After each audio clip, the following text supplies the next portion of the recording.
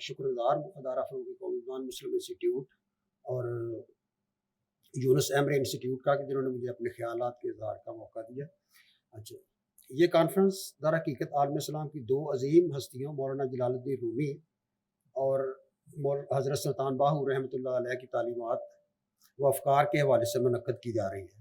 انہوں نے خلق خدا کی فلاح و بہبود کے لیے اخلاقیات، محبت، امن، بھائی چارے اور انسان دوست اقدار کے فروغ کو ہمیشہ ترجیح دی ہے۔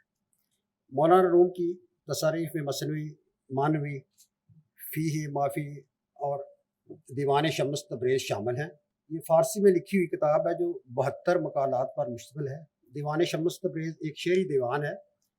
مثنوی مولانا روم قرآنی تعلیمات کی تفسیر ہے۔ اس میں مولانا رومی رحمۃ اللہ علیہ خود فرماتے ہیں، معاذ قرآن مغز را برداشتیم، ہم نے قرآن سے اصل سمجھ کر پیش کیا ہے۔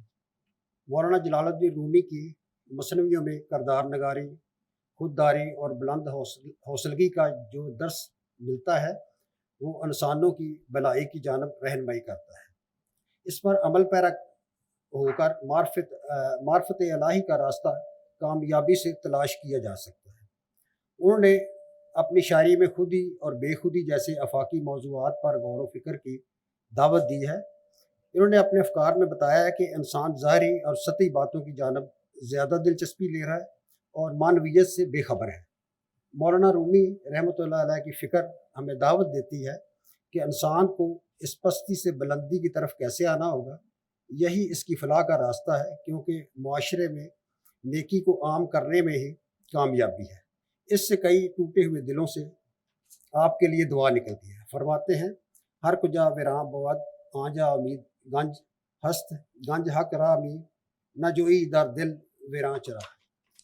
جہاں کہیں بھی ویرانہ ہو وہاں سے خزانہ ملنے کی امید ہوتی ہے، تو پھر تو ویران اور ٹوٹے ہوئے دلوں میں حق کے خزانے کی تلاش کیوں نہیں کرتا۔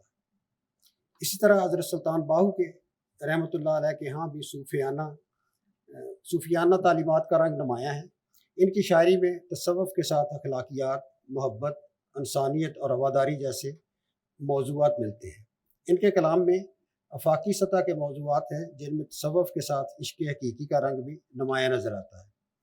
انسانی کردار کی عظمت اور محبت، قربانی، اثار کو صوفیانہ رنگ میں اپنے علاقے کی بولی میں بیان کرنا ان کی اعلیٰ، منفرد اور عظیم سوچ کی عکاسی ہے۔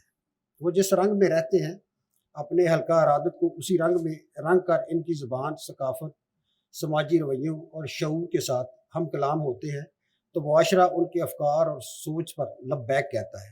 ان کے کلام کا یہی خاصہ ہے کہ وہ سب کو اپنے بہت قریب کر لیتے ہیں۔ یہ کمال صرف روحانیت کے درس کا ہے۔ ان کی شاعری کے مختلف زبانوں میں ترجمے ہو چکے ہیں۔ انہوں نے پنجابی ثقافت و معاشرت کی سماجی شعور کو سامنے رکھتے ہوئے بھرپور عکاسی کی ہے، جس سے ان کی پنجابی شاعری انسان دوستی کا بھرپور درس دیتی محسوس ہوتی ہے۔ خواتین و حضرات، مولانا روم اور حضرت سلطان باہو اگرچہ مختلف زمانوں کے عظیم مفکر اور شاعر ہیں، مگر ان دونوں کے کلام اور افکار میں جو مماثلت پائی جاتی ہے وہ یہ کہ دونوں نے انسان دوستی کا درس دیا ہے۔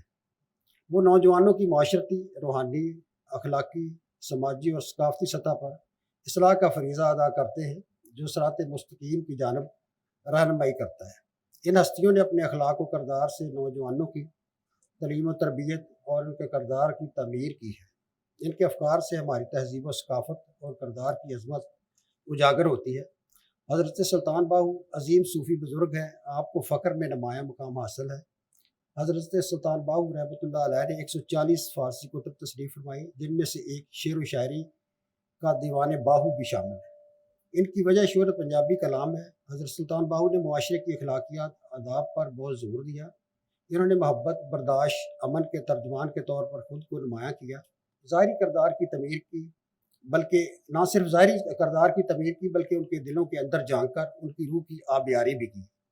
ان بزرگان دین نے ہمیں پیار، محبت، امن و سلامتی، ادب و احترام اور جگانگت کا جو درس دیا ہے، اس پر عمل پیرا ہونے کی اشد ضرورت ہے، کیونکہ جہاں انہوں نے اپنے افکار میں انسانیت کے لیے زندہ مثالیں قائم کی، وہیں قوم و ملت خصوصاً نوجوانوں کو بھی دعوت فکر دی ہے کہ وہ ان کے افکار پر عمل کریں تاکہ وطن عزیز میں پیار، محبت، امن اور سلامتی کو فروغ دیا جا سکے۔ اس لیے موجودہ حالات میں ان افکار پر ہماری توجہ تقاضا کرتی ہے کہ جن سے آئندہ نسلوں کو ان بزرگ ہستیوں کے افکار سے آگاہی دے کر جستجو کا شوق بیدار کیا جا سکتا ہے۔ میں عظیم کار شرکا محفل کا شکر گزار ہوں کہ آج کی پروکار تقریب میں مجھے اپنے خیالات کے اظہار کا موقع ملا۔ بہت شکریہ۔